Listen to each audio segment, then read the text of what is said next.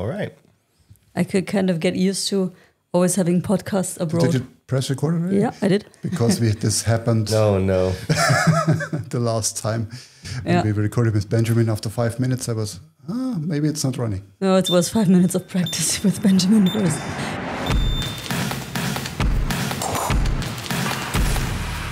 Yeah, and I would say, welcome to the In&OUTSIDE EU podcast. This is episode number 216, and we're so happy to have Darragh on today.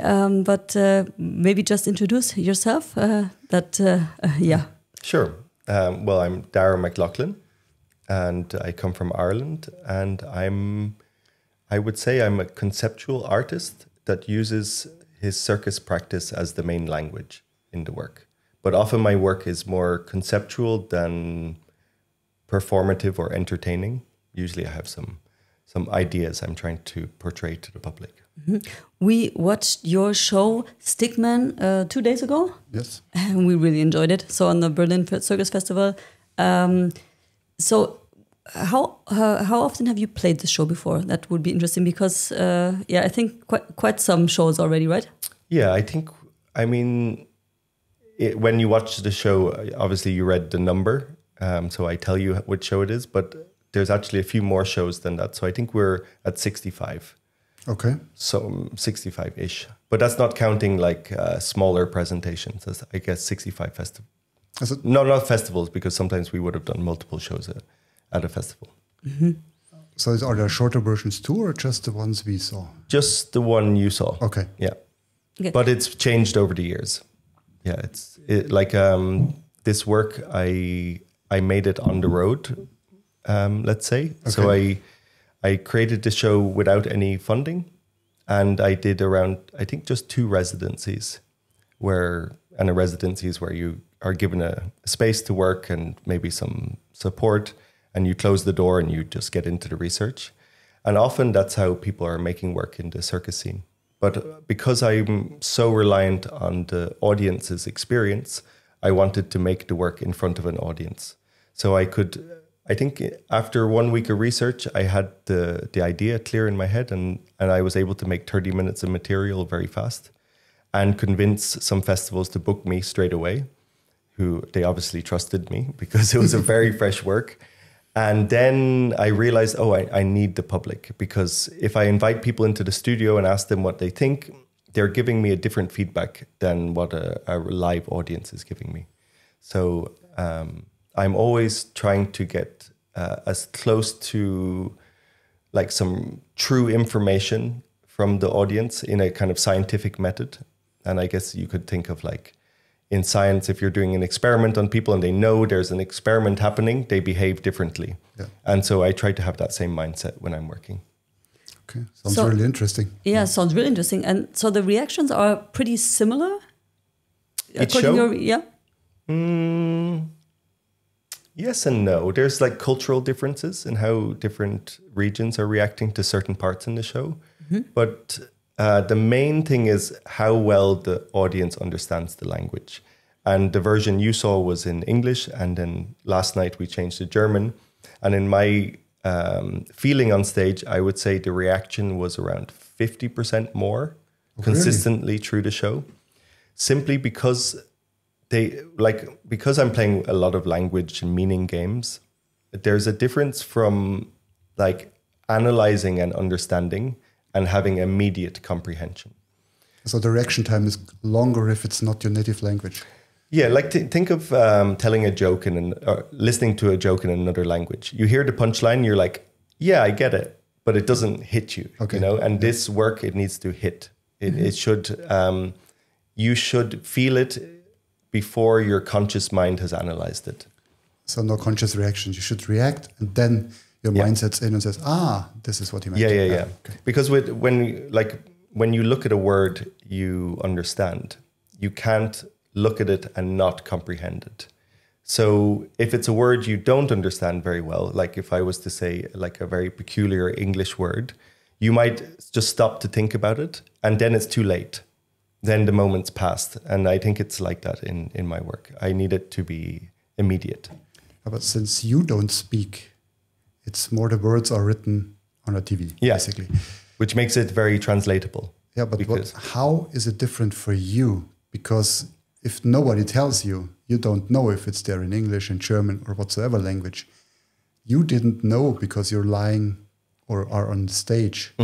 So you can't see which language. So do you really feel the difference then? Yes. Okay. Yeah, I just feel it. Like within 1 minute of the show, I can tell what type of audience I have and how well they understand. Okay. Like, because in the beginning, and we talked about spoilers before, but like I'm playing this word game, like man walking stick, stick walking man, so on and so forth. And it's very subtle, but there I can just tell, are people getting this really simple word game or not? And if they're getting that, they're going to follow through to the rest of the material. But if they're not getting that bit, I start to feel a bit nervous inside. I'm like, oh, okay, maybe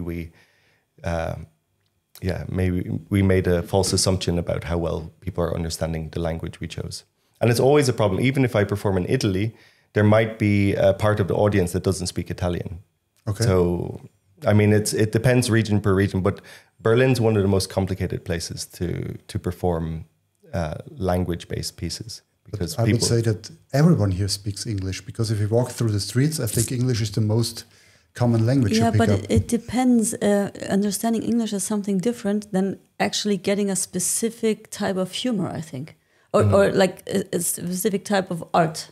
Maybe call it like this, not humor, but art, yeah. Yeah, and I think pretty much everyone in Berlin would have very good spoken conversational English, but then playing with concepts and trying to play kind of tricky word games and stuff, it gets more complicated. The emotional language, basically. I mean, we heard this too, because there were some people asking, or specifically we heard like a kid also sometimes asking, of course, the parents, and what phrases were translated correctly, and other phrases sometimes you would hear, okay, it's not a direct match, the translation, but yeah. And there were a lot of older people in the audience as well at the festival. Okay. And they tend to have less good English than the younger generations. Can you take us through a little bit about, you mentioned doing research before you come up with the show, about how that process looks like for you? Yeah, like, so I work in a particular way. And I think in the arts, especially in circus, there's a trend where people are looking for a topic or a theme to base their work on. So maybe they want to talk about migration, or they want to talk about climate, or some idea in the world. And I'm more looking for a kind of, what I use the term mechanics. And this is something used a lot in game design. Okay.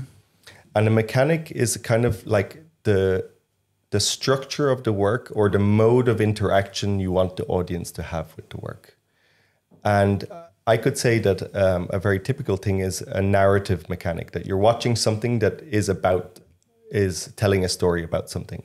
But you don't need to make a work that does that. You could make something that's purely physical, or purely image-based, or purely rhythm-based. And so in this work, the mechanic is something that comes from the visual arts, which is you have a painting, and you look at the painting, and then you look down at the title, and then you look back at the painting. And something happens in your brain in that moment. And I was very curious and also a little bit frustrated by how artists are speaking a lot about what their work means on the side of the work. So you go to see a show and you look at the program, and it tells you all these quite deep layers of meaning that are going to be in the work. And I personally think that a lot of artists don't realize how powerful that is. That once you read that text, that's just imprinted in you cannot unread it. You can't unread it, and everything you see after that, whether you agree with it or not, will influence your experience. And so I wanted to kind of take this idea and make a show where I'm kind of telling you what it is about at every moment, but in a way that's playful, that I'm playing a game of meaning with you, and each individual has to deal with this situation of getting this information and then having that change your perception. And then whether you like it or want to resist it is something that happens inside of each of you. So I really wanted to try to like target the audience and make it about them rather than about something else. For me, the show is about the experience you're having, and it's about the experience of having a show, of watching a show, more than being about something else. So I kind of put it into this like meta theater category. Yeah, we didn't look at any description of any show before we saw it. Okay. Because just go in, know nothing about it, because then you get the real experience. Then you maybe get your feelings and not what's in description. Because sometimes, like you said, it spoils you. It's like, oh, this is about drama, or this should be funny or something. And then you go in with the expectation. Then you either get what you expected, then it's no real surprise, or you feel the opposite, and then you think, maybe it's something wrong with me because the description says something different. We talked about this in the last episode as well, because my strong belief is when I want to watch a show, I want to watch what the artist wants to show me, and not not the other way around. I think it would be weird if you go watch a show and the artist tries to show you what you want to see, because that's kind of like impossible. And that's what YouTube and all social media is for, because there you can search something and you want to see this, and then you have it instantly.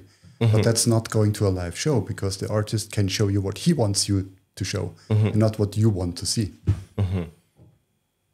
Yeah, and I guess this work, I want to bring you to an interesting place inside yourself as an observer. And I mean, I name you in a particular way, watcher in the work, not just audience member. And so I put you in a position, and in a position some people find a little bit uncomfortable, because they're like, hey, wait, I came to see a nice show to be entertained, and now suddenly the TV is telling me I should look at myself. Like, no, that was very powerful. That was very powerful. I really enjoyed that part. Yeah, and that's where I want. For me, the show is happening inside you, and what I'm doing is triggering that. And when I'm creating, I'm only thinking about, what does this feel like, and what will people be perceiving in this moment? So every single moment in my show is really aimed at you, and you being a human being in this time and in this culture. So that's I would definitely agree with that part, because that's exactly how it felt. There were so many emotions, and I don't want to really say what I felt, because that would be spoiler. Yeah, exactly, that would be a spoiler alert. But there were certain circumstances where you really thought, like, okay, exactly. You're not only watching yourself, but you're also watching the other people around you. And I can really imagine that this must be different in every show, and probably also for every different person. And that's a very powerful feeling, because you know that everybody's thinking. And since you're very careful with words, is the word watcher chosen specifically? Because you could also use voyeur. Yeah, which has more, even I think, a more negative touch, but also watcher is very powerful. It's a very powerful word. You could also be observer. Observer would be more neutral. Exactly. Watcher has some kind of, like an opinion to it. And it's interesting when I have to translate the show, because now we've done it in 7 languages, I think. Wow. And this word is always, there's always a lot of discussion around what word to use. But in French, we use voyeur. Okay. But voyeur is different in French than the word voyeur that we use in English or German. Yeah. And so, like in German, I use Beobachter. And that feels like the closest thing I could get to watcher. Oh, that's a very good translation. Yeah. Good, but I think it's more neutral. Beobachter is very neutral. You think so? You think it's more like observer? Powerful. Yeah. Yeah. But is there a word like watcher that has this slightly more sinister vibe to it? No, I like Beobachter. I think it's very good. Very powerful. Yeah.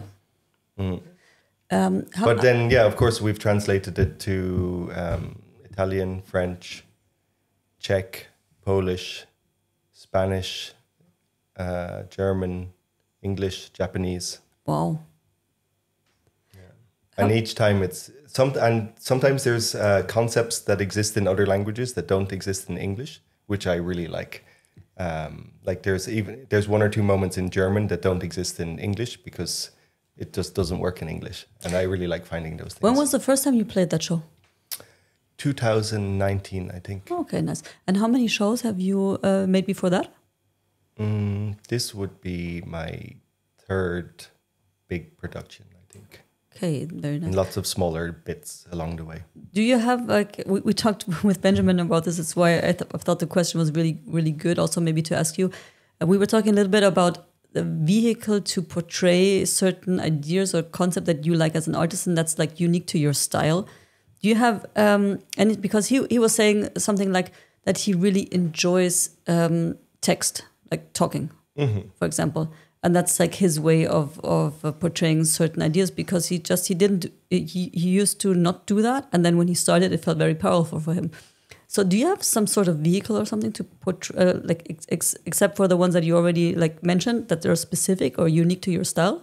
One, I would say minimalism, using a few simple ideas and trying to go very deep into that.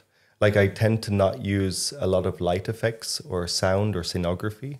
And this goes again into the idea that for me, I want the work to happen inside of the audience and not to be on stage. So often I have quite a bare setup where it's just like empty stage with one or two props, and then I try to bring you into something. And another thing, I used to use this term quite a lot, active audience participation. And that's how to activate an audience without them necessarily needing to do anything, but they're internally activated rather than passive. I never want my audience to be passive. So I study a lot of, casually study, let's say, a lot of psychology and trying to understand how the mind works, and then try to target that somehow. Yeah, we really, that makes a lot of sense, because that's exactly what matches the experience that we had, yeah. Yeah, do you have any new shows that you're planning? Yeah, several. I'm working on a lot of stuff at the same time. Nice. Yeah. I don't know if you want to hear about some of them. But. Yeah, of course. But the first question about that, are you going to see it maybe next year or something in Berlin Festival? Are you coming back? Yeah. Maybe. Let's see. Yeah. I know the director's interested in one durational work I do. But let's see if it's up to him. It's his festival. So, yeah. So whatever you want to share, we're very interested. I just performed another work last Sunday in Berlin. And this is a piece called For As Long As We're Here. And it's a durational circus performance. It's a modular performance, so it could be performed by one person or up to 9 people. And essentially each circus artist maintains one singular action for around 4 hours. I do this chest balance that you saw in the show. I do this for 4 hours. Wow. And if it falls, it's over. No mistakes allowed. Then the show's finished. And I invite the audience. Usually I try to create a space that feels comfortable, that the audience wants to be in.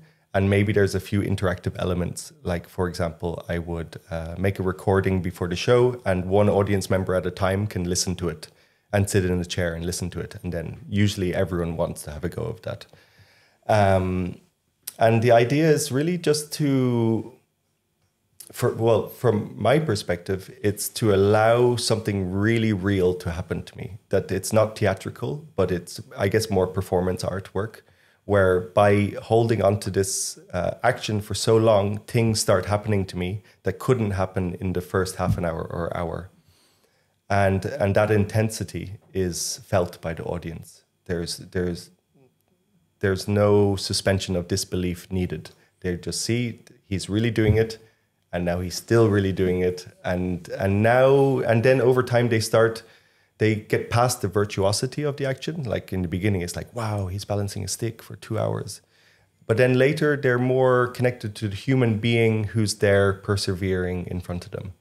And that's when it gets more interesting. That must be mentally so amazing for you. Like the experiments must be so crazy. Extremely intense. Yeah. Like I don't move my eyes once. Wow. My eyes stare at one fixed point. And that's where I have most of my issues, actually, is my eyes get strained and start to hurt over time. And I guess it's like having usually your focus is changing when you're looking around the environment you're in. And there I just have one fixed focus. And I start to cry a lot because I'm not blinking enough and things like that. Do these 4 hours, do they feel like 30 minutes, 5 hours, 6 hours? They feel very long. They feel very long. Yeah, so it doesn't it's feel a mountain. Okay. Are you kind of leaving? It's always a cliche, like leaving your body. But in the beginning, I think you're very present. You have to get used to the surroundings, to the audience, to your stick or whatever you're balancing. And then once you're settled in, you kind of space away. So kind of watch yourself doing it, basically. I'm more experiencing what's happening in the room. I'm like a fly on a wall. I can hear every conversation. I can hear it, you know, like, so people are whispering maybe about me or about something else. And I'm just listening into everything that's going on. That's what I meant. So you're not closed inside you. No, maybe in I'm the very beginning, open. then I think you get more open the longer it takes, maybe. Yeah. And I think it's also because my vision is so impaired that my hearing becomes really activated. And I'm looking for any sort of stimulation that's not this stick, essentially. Of course. Because then, and also I'm doing a lot of body work in the middle of it, because I can balance the stick by isolating my sternum, but also my hands and my feet are gripping the floor. So they can also do the work as well. So I'm usually rotating the technique around my body and letting other parts rest while other things are taking over. How often do you train this specifically? Not so often. Not so often. It's more important is willpower training. Okay. Yeah, like meditation or just things to fortify my mind. Because the physical part of it is very difficult, but I have the ability. Once you can stay an hour in something, like think of marathon running, right? I think a lot of it is mental at some point. Obviously, the body can just give up. But until then, usually it's a battle of one part of you wants to stop and another part that's more stubborn wants to stay. But just to say one other thing about the performance last week, usually I have musicians accompanying me, and they would also do a durational performance with me. So if they're playing guitar, they have to play for 4 hours without stopping. Or if they're singing, they sing for 4 hours. As long as you're performing, as long as I'm performing, they performing. also stop at a certain point when they make a mistake? No, they follow me. Okay. Yeah. But in this show, I had a piano in the room and a microphone, and we just had 2 signs that said, "Play for me" and "Sing for me." And I went into it thinking, okay, this is pretty risky, and maybe 1 or 2 people are going to want to do it because people will be too shy. And I started, and immediately someone was playing on the piano. And then immediately after that, someone was singing. Half an hour in, there were around 20 people in the room harmonizing, improvising, singing, poetry. Amazing pianists were on the piano the whole time. And it was a 4-hour-long musical improvisation with me. And it was really amazing, actually. And I think it was just the type of space that was created that people felt like it was their work as well, and they could just enter into it and support me somehow. So again, that really kind of points to, like, what I don't want it to be about is that people go like, wow, you're an amazing athlete. But I rather wanted to trigger something in them. And this was a great result. This brings me to my question I wanted to ask before. If you create something new, is it about the concept, or is it about the skills you have to show them and include a concept? So what's the bigger part of it? Well, everything points to the experience. Yeah. It's all about the experience I'm trying to create. And I mean, when we think of more intellectual ideas, which is quite common in performances, they like to have some academic research or so on and so forth. Even that is experiential, you know, that you understand complex ideas. Everything goes into the body at some point. And I want my audience to be filled with feeling, thoughts, and to be just as activated as possible. And the concepts are just different ways to bring people to different places. So you mentioned this experience to be like the important thing about it, but I'm wondering, how do you actually get to this point?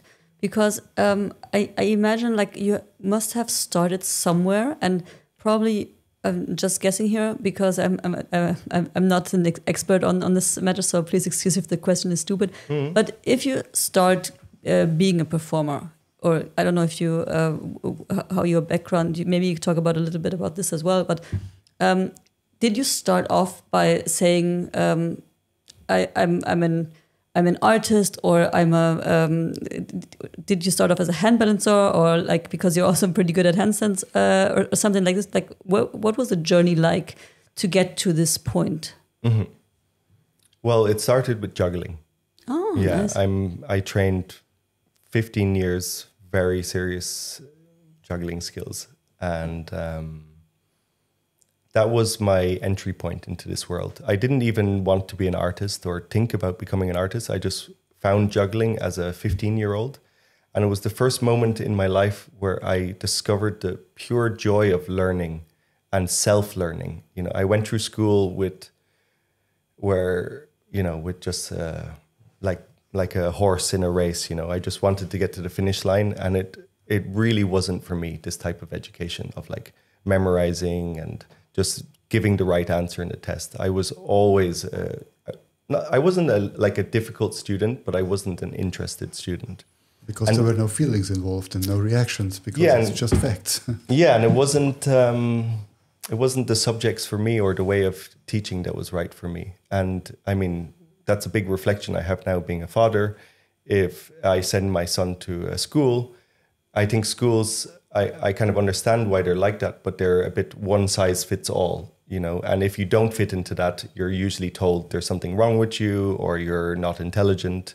But often these people after school realize they're some sort of genius, or they have some other talent that wasn't found in school.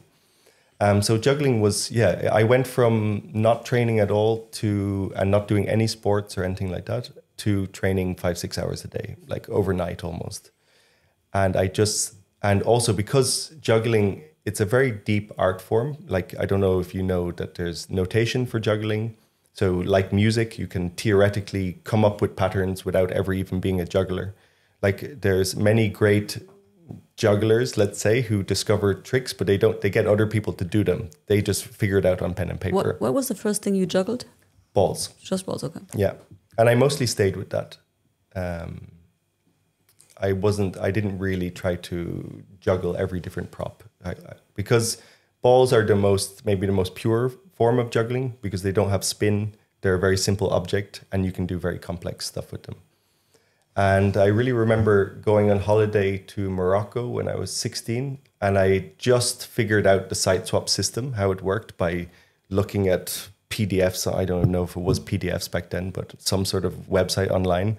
And I printed out this 2 pages of just lists of numbers. It's like 300 numbers, strings of numbers. It would be like 441, 534, 664125, things like this. And I was able to just learn all those patterns by looking at the numbers. I was like, okay, 6 is this, 4 is that. So I can just build it. And then I was just blown away by this world and how it felt. I felt like, I don't know, like an explorer 500 years ago discovering new lands. Because back then it was so easy to develop new ideas and new tricks because not everything had been found. Now it's a bit more tricky, I think, because there's been a lot of work done. It's like as a musician, it's hard to come up with a new chord. You need to just find variations of what is already existing. When did you start performing this then? So did you practiced by yourself, and when was the first time you kind of showed your skills to somebody else? I guess my audition into a circus school. That was the first time you didn't perform before friends or something? I did a bit of traffic light juggling because I came to Berlin for 1 year. There's this place called Jonglier Katakomben, and there was a course in juggling, a 1-year course in juggling. So as soon as I finished school, I was actually originally going to do business and Chinese in college. Very happy I abandoned that ship, and instead I went to do this foundation in juggling course. And then I survived in Berlin by doing traffic light juggling, which I guess you're aware of, right? Yes. Yeah. And then people were saying, you should go to a circus school. And I went to a circus school, did an audition, they accepted me, and that was that. I didn't think too much about it. Nice. It was always like, I feel like only right now is the moment in life I'm making like strong decisions about where I want to go in life. Till then, it was just, I'm doing this, and that seems like the next step. And then I was doing the next step, and it felt like the next step is just obvious for me. So there was no big choices in my life, really. Well, because maybe it was right. Yeah, I just saw the path and I went with it. So then you learned how to handstand in circus school? In circus school, yeah. Nice. And I went there, I was super unflexible, never did any. The audition was like acrobatic test was a joke for me. But they saw I was a good juggler and I was young, so they could transform my body somewhat. Mm-hmm. And then I started taking theater classes, dance classes. I had to go on stage at least twice a year with my own work. And so it just gave me a platform to experiment. How was that then for the first time? Is that awkward? Going on stage? Mm-hmm.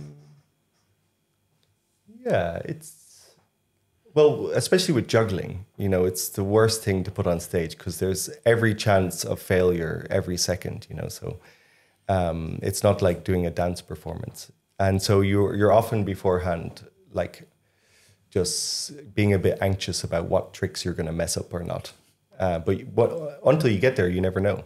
And that's what I've learned over the years. Like before I go on stage, I don't practice loads because I know it's going to be different there. And if I start practicing before I go on stage and it doesn't work, I might convince myself I'm not in the right shape or something. And anyway, it's going to be different when I'm on stage. It's always something else. That's so true. I can imagine, yeah. It's a very strange place, the stage.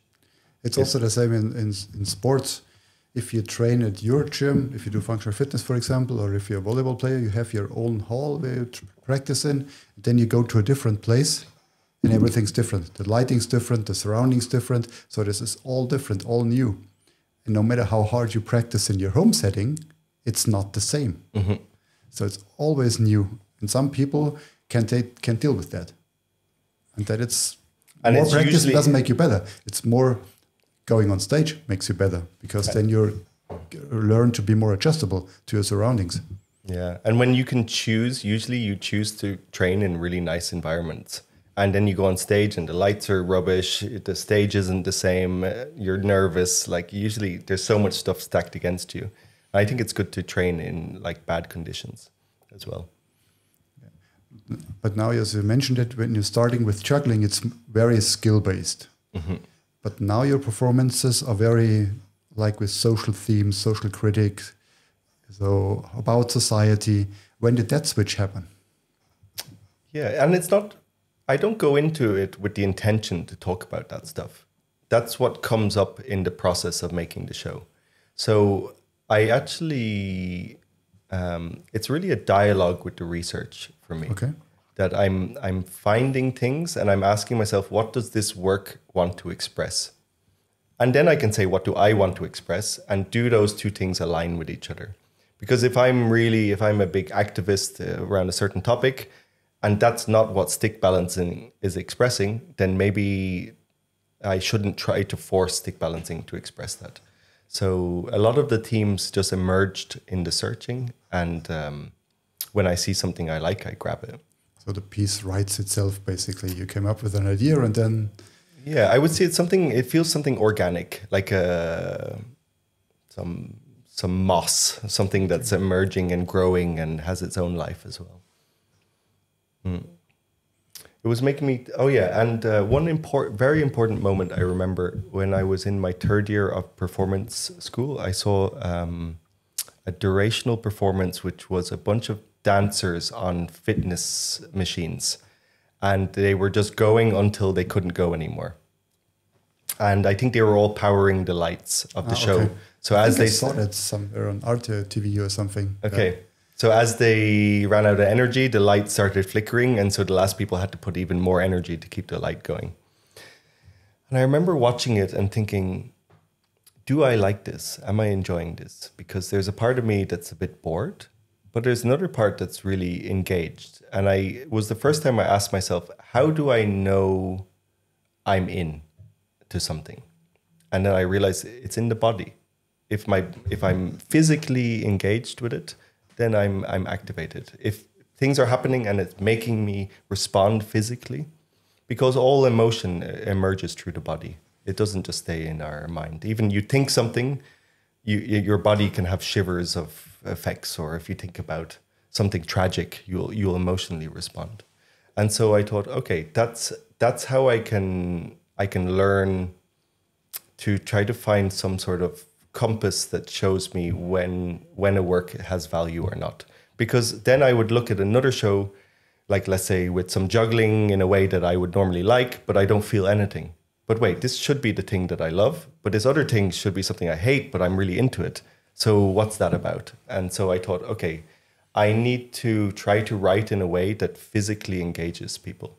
And then comes all this trickery, like cinematic cuts, working with the rule of 3. You do something once, you do something twice, and everyone's like ready for the third time. So these are all these little kind of tricks you learn about how to force engagement in a way, in a nice way.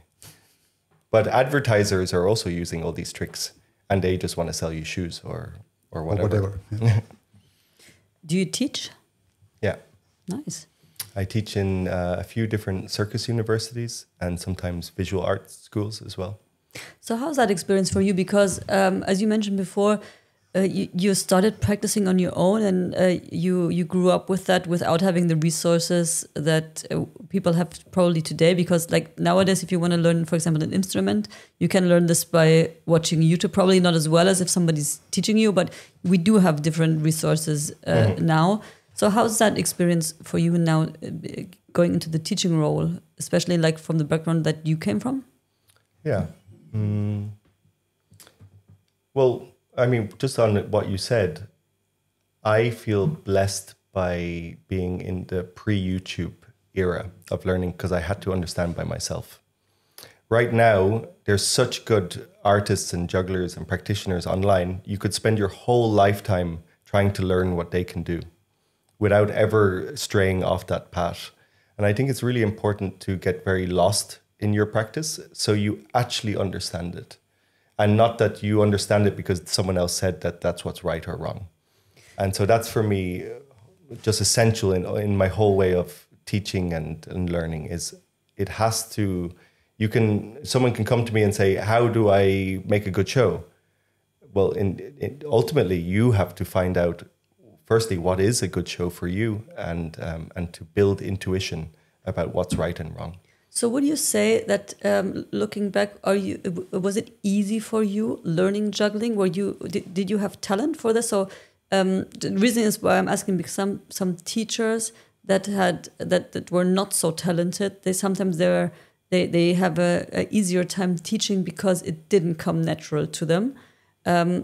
Or is it for you more or less that you said you had the talent, but the reason that that teaching comes natural for you now is because you had to teach yourself? Yeah, and I have to, like when I'm teaching, I don't really teach other people's methods so often. Maybe in like warm-up exercises, I'll use another method, but usually it's something I'm really interested in, and I try to transmit this to my students.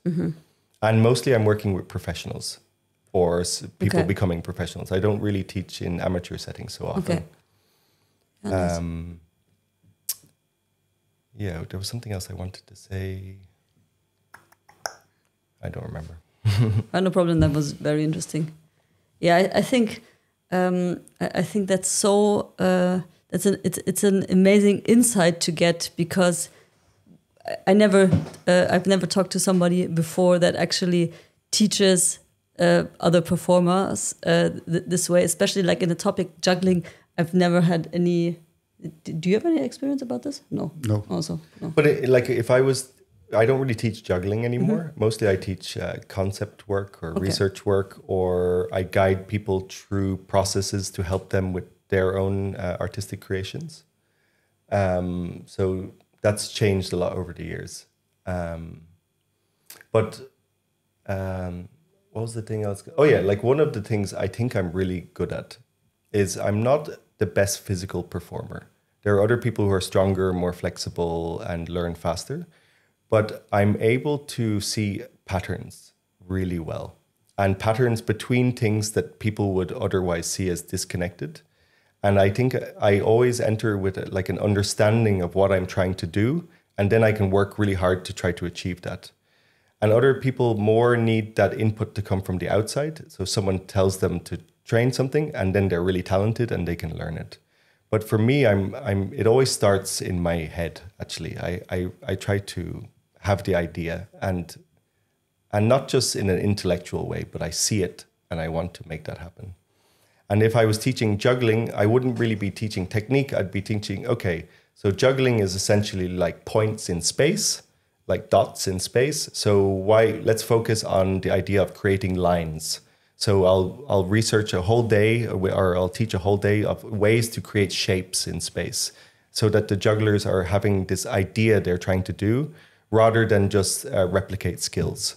And then they can do it in their own way. And that's the most interesting, is when I'm teaching, is to see that often people will take what I've taught them, and they'll have a much different approach when they try to reenact it. And that's what I find exciting. Mm-hmm. I can imagine, and that's what I think. Exactly what you're describing is probably the best form of teaching. If you see something and you can like get the idea of what the other person that you're trying to teach already has, and make that better without like just changing it. You know what I mean? Mm-hmm. That sounds very inspiring.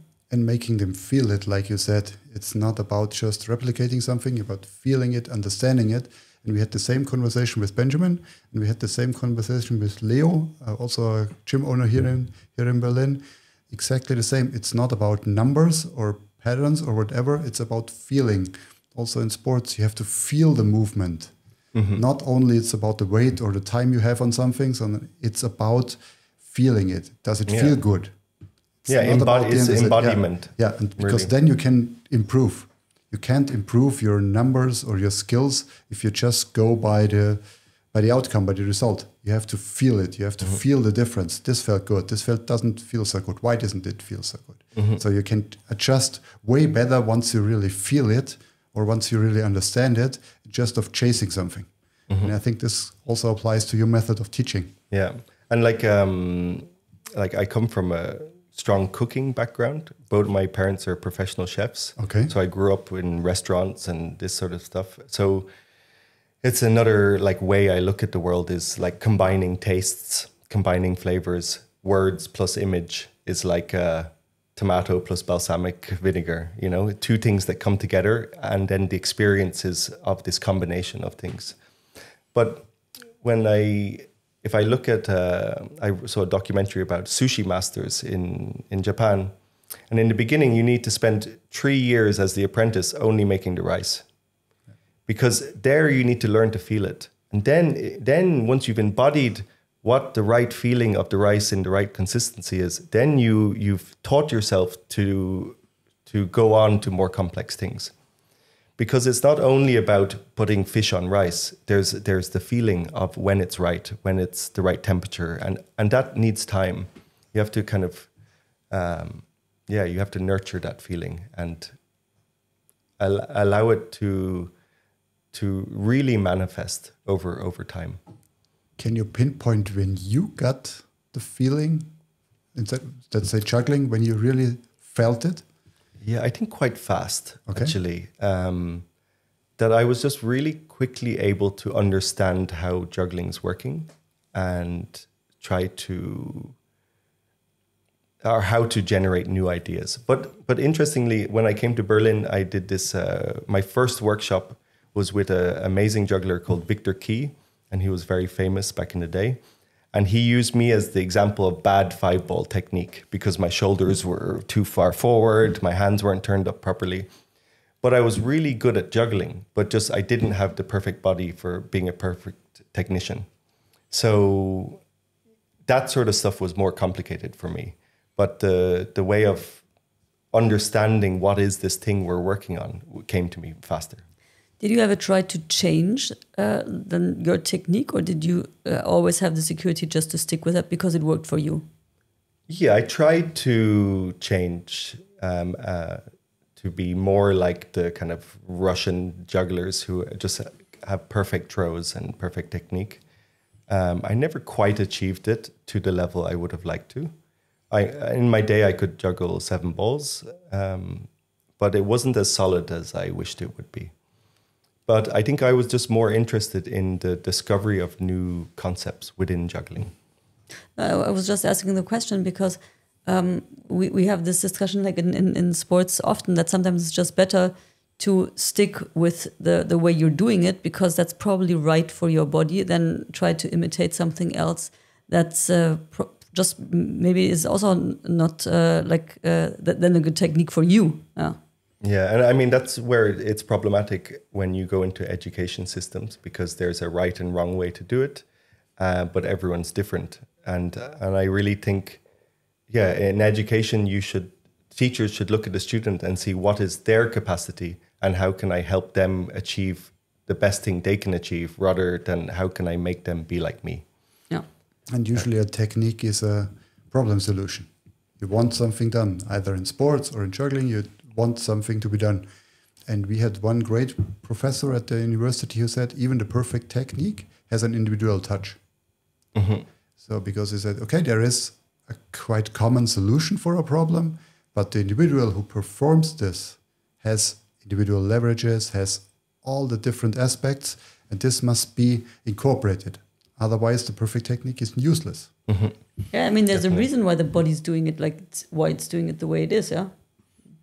Most of the time. Yeah, but if you look at us three, yeah, we're totally different people. Mm-hmm. We cannot do the same movement or the same solution for the same problem because we're totally different people.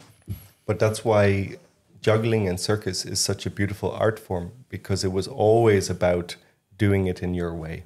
Every juggler I knew wanted to find their tricks, their style. And of course, some people would idolize other jugglers and try to replicate that.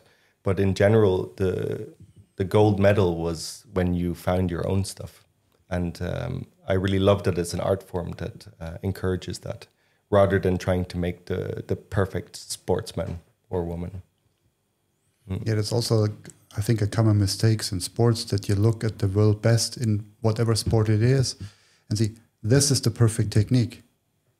Yes and no, maybe, but for him or her, it's the perfect technique. It's not the perfect technique for you or me. Mm-hmm. So, because we have to find our own solutions for the problems. And I think this is a very, very common mistake. We have some weightlifting posters I get rid of now in the box from the German Matthias Steiner. He won the Olympics in 2000. And yes, but his angles are to his biometrics and not to mine or yours. So it's impossible to replicate this.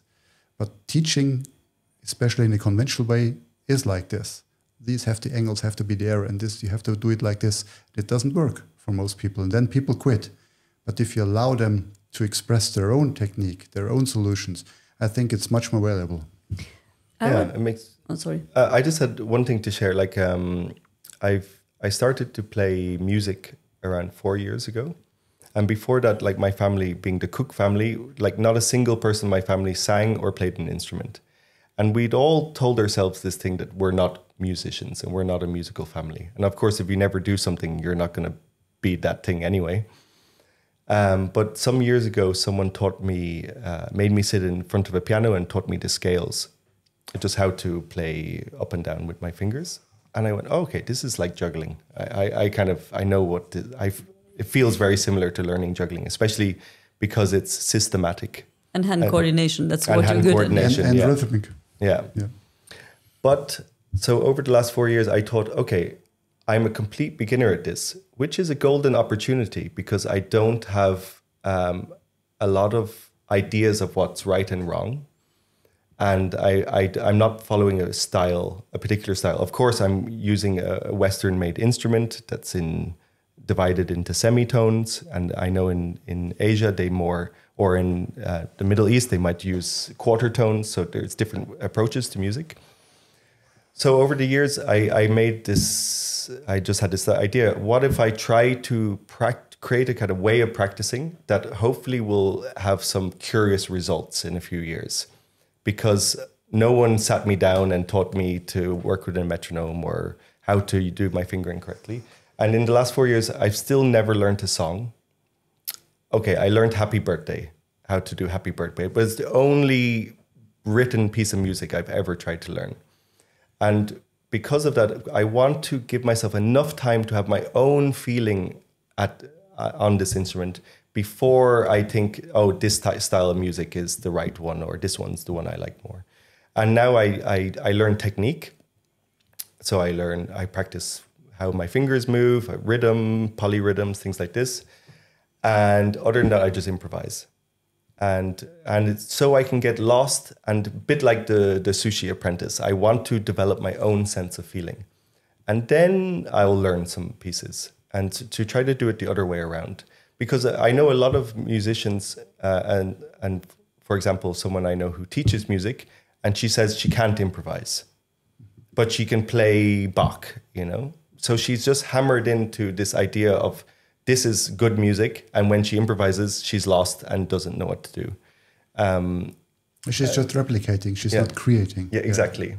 And on my experience, I want to just constantly be in a state of creation. And I sit down, I play, like the other day I was playing in a kind of bar on a piano, and this woman comes up after like, wow, what was that piece of music you were playing? And I have no clue. And I don't think I could find it again. It's like gone, except you heard it, so it's there. But maybe I have a little bit of an idea where I was on the piano, but I was just searching for something. So you maybe include it in your performances sometime? Piano? Yeah. Yeah, I've done a few little bits. I actually went on stage with piano around 3 months after first touching one. Really? But I had a concept where I was balancing a feather and trying to play the piano while balancing the object. And so the feather was disturbing the movement, and I was trying to kind of navigate these forces. So I was able to conceptually place it really quickly. And a lot of people I know who learn music think they're not good enough yet to go on stage.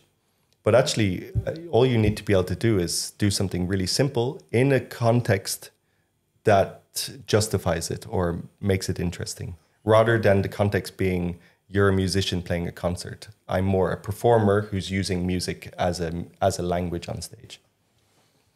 Yeah. So interesting. I have maybe like the more or less probably last question. How do you come up with the costumes on stage? It's the last thing I think about. Okay. I think it's my, like, light, color, and costume are things where I don't feel I have a strong feeling for. Mm-hmm. So I usually choose something I feel comfortable in, that's quite neutral, and I just go with that. So, and some people tell me after the show, maybe you should work on your costume a bit. No, I thought it fit the minimalistic approach. Nice. And it also doesn't distract from the other things you do. If you wear some fancy colors or some fantasy outfit, I think it would distract from the performance. Mm. And I really like to perform as myself. I try not to do too much character work when I'm on stage. I'm Darragh playing as Darragh. And maybe I'm behaving a bit strange, but I'm not acting out stuff so much. Like in Stickman, there's only 2 or 3 moments where I do a little look or a little something that feels like acting. And the rest, I'm just like, okay, TV says get off the stage, come back, do the handstand. It's quite practical, actually. So you're not an actor? Yeah, performer. Performer, yeah. Performer you can do as yourself, but actor implies you're trying to pretend to be someone else. Yeah, and actually an interesting story. A dancer once wrote to me after seeing Stickman, and she said, I'd love to talk to you, and I'd love to talk to you especially about how you're able to embody emotion on stage. I was like, interesting, embody emotion. I'm curious what she's talking about. So we arranged to have an interview. And she said, yeah, like I really felt all this emotion and trauma work, and you're like really connected to all this like stuff going on in your body, your psyche. And I said, I'm just balancing a stick. Like literally, in my experience, I'm looking at the stick and it's moving my body, but that becomes a symbol for your trauma and the things you see in the world. But I'm just trying to create the image as a gateway to that, rather than to try to convince you I'm feeling that in the moment. Because I think that's a little bit unreliable, because I just don't feel that stuff on stage. I'm usually nervous or focused. But to feel that I'm digging into, and I know some performers can do a lot of work to get into these states, but I want you to be in that state more than for you to be watching me in the state. And you have sometimes different sticks, and they also have a different feeling or touch or whatever, how you want to call it. So you can't replicate your feelings all the time because it's a different setting. So if you're relying on getting the same emotion every time, you would fail because then you would be an actor. But I can rely on physicality. Yeah. You know, if I jump long enough, I will become tired. If I fall, I will drop. You know, these things I can do, but emotions I find more complex. But that's just a bit my way, and other people go another way. But I think it's interesting that you get some viewer at an emotion. So your piece worked, basically, because the audience, a part of the audience, got an emotion out of it. And that's what art is about, I think. Yeah, but I think not everyone thinks that. I think a lot of artists think art is about them expressing themselves. And for me, I think it's more a collective expression. That I don't want my work to express me, I want it to express us. Because while we are individuals, we're also a collective. And I think great art it's not just political or just reaching to people from one culture or another. There's some sort of universal themes happening there. And we can all relate to life and death. We can all relate to loss. We can all relate to empathy. So these are our common languages, and they're the things I want to trigger. Yeah, and in a performance, it's the audience and the performer together. You cannot separate them. Would it be a performance if nobody is watching? No.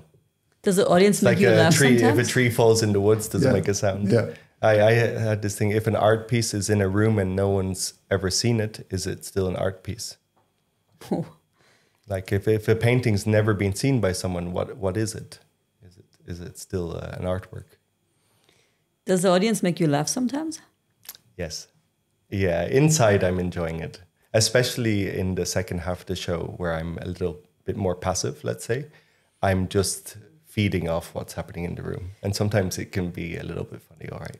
Can you kind of feel from where the people are coming or when it's going to happen that they're going to interact? Yeah. Yeah. Like the moment we're referring to in the show, where I in a particular way invite someone to interact. For me, it's beautiful because it comes up on the TV, someone does the thing, and I feel the whole audience starts to vibrate because everyone is someone until someone stands up, and I'm using the word someone in my invitation. And I really enjoy this, that everyone realizes, oh, should I go? No, I'm at the back, so someone else will go. But everyone goes through that experience of should they go on stage, and whether or not they decide to do it. Yeah. And it becomes it's a moment of collective until one stands up, and then it's not collective anymore. Then we're all watching that person do the thing. Since you were on stage, Yassi, how was it for you? Oh, that was fun. It was fun. Yeah. I didn't even know you were on stage. No, because I really try not to watch so much. So it's only if my head is pointing in the right way. I did the second thing. Okay. Yeah. It was fun. Well, thanks. Could you also feel his presence, or feel the audience watching you? Yeah. It was amazing experience. I really wanted to do the first thing. So we were talking about this, but then it was because we were sitting far in the back. We really wanted to do the first thing and do that far sooner because I think, I don't know. If it would be in the first row, I think it would be easier because it's also inconvenient to go up by everyone. Everyone has to stand up, which also will feel them bad because they may be closer, but they didn't. So it's also a very interactive thing. It's a very dissatisfying feeling not doing the first thing sooner. I really didn't like that experience. It was like, we want to do this sooner. That was. But what's nice is there's a kind of building tension in that moment until someone does it. Yeah. Yeah. We always wait. There's the show can't move on until someone comes out. And did either of you, in the final moment of the show, where there's let's say the dramatic thing happens to the stick, did either of you have a thought about doing something in this moment? Yeah. Sure. We talked about that you have to interfere before Joe is at the stick. Mm-hmm. Like the timing was a question. Because I think it's way harder also for people. If somebody has it, to take it away. Yeah. Is a much But that's why he puts it at the front of the stage. I looks at everyone, and slowly turns his back and walks away. And that's a really important moment. And I feel like at least 2/3 of the audience start to think, oh, something's going to happen. Should we do something? And also, does it happen sometimes? Yeah, that's why I said there's a few, because you saw show 59 or something like this. 65. 60. No. 2 days ago. 59. But I think we had 65 shows. So that's five interventions. Okay. And also, part of the watcher, I guess, wants to see it play out also. Say again? Part of the watcher, I think, wants to see it play out. Like, yeah. Definitely. This moment really makes me think of when I drive down the road and I see a hitchhiker. And I think, oh, a hitchhiker. Oh, I would like to stop. And then I'm still driving. And then I'm thinking, oh, now I need to stop and reverse. Oh, it's too late. And I feel like it's like that with the stick at the end. Yep. That people think it, and then it's too late. And then you just have to watch it unfold. And you didn't take action in time. But that part makes you think about it longer also. Mm-hmm. Yeah, it lingers for you after the show. Mm-hmm. Should I have done it? It was the same experience actually about the Chinese pole. I don't know if you saw that one. Monkey show? No, the show before that. No, I didn't see that. It's a very interesting experience, because that's the kind of performance also where you realize it's very interesting watching it as the show is playing, but it makes you think about the show even days after. Yeah. Talked a lot about the way back. It was before Monkey's show, and we talked briefly about Monkey and maybe to invite him. But the way back to the hotel in this 20 minutes, we just talked about the other show. It's so fascinating, yeah. I think it's important that an artwork lives beyond the moment you're with it, whether it's a performance or a painting, that it's something that stays with you and you think about. Then I think it's really done its work. Do you have anything, like an experience that you saw that really changed the way that you perform or that influenced you? It's a good question. Like maybe, did you see somebody juggle or something? Big moments for me. Well, in my school, it was the School of Circus and Performance Art. And that was a very important direction shift for me, which was to see circus out of the context of dance and theater, just by itself. I remember there was a big shift in me in that moment where I realized, oh, I don't need to try to believe it. It's there. And I see the body is expressing itself in a really honest way. And I try to be more on that side than the theatrical side when I'm on stage. Because I like sincerity. I like when things are real. But I don't say that to discredit acting, because it's also an amazing art form. But I really like when stuff's really happening. And even to the point when you have a very choreographed show and there's a mistake, and suddenly you see the performer in that moment because they kind of accidentally let their mask slip. I'm always catching those things. It's like, there you are. I saw you. I saw the real one. Yeah. And I think in this world, people really want sincerity, especially in politics, in art, in content creation. We want to connect to real stories, real people. We don't just want lots of BS. Yeah. Because the BS can be created by AI. Also, and the real people cannot. Yeah. Until now, maybe. Until now. Maybe it will be sometime. Yeah, and I mean, we're in for a long ride. You know, things are going to change dramatically in the next 10 years. And I think we have to be adaptable and to move with the times rather than to try to protect what was. It's just going to change. So I guess that's a good moment to end the podcast, because we have a kind of sort of a time constraint. If you're ever in Munich, it would be so awesome if you come visit us. We can maybe do a 2.0 session. For me, this was an amazing experience talking to you. So thank you very much for taking the time. And inviting us. Yeah. And I do come to Munich sometimes. Really? Because my son's grandmother lives in Munich. It's perfect. Really? So then you have to come visit. You'll hear from me again. Yeah. That would be good. And we have a lot of sticks. Great. So you have to come. Then I don't need to bring mine with. Yeah, okay. Right. Well, thanks so much. This was lovely. Thank you. Okay, then see you soon. Great. Bye-bye. Bye-bye.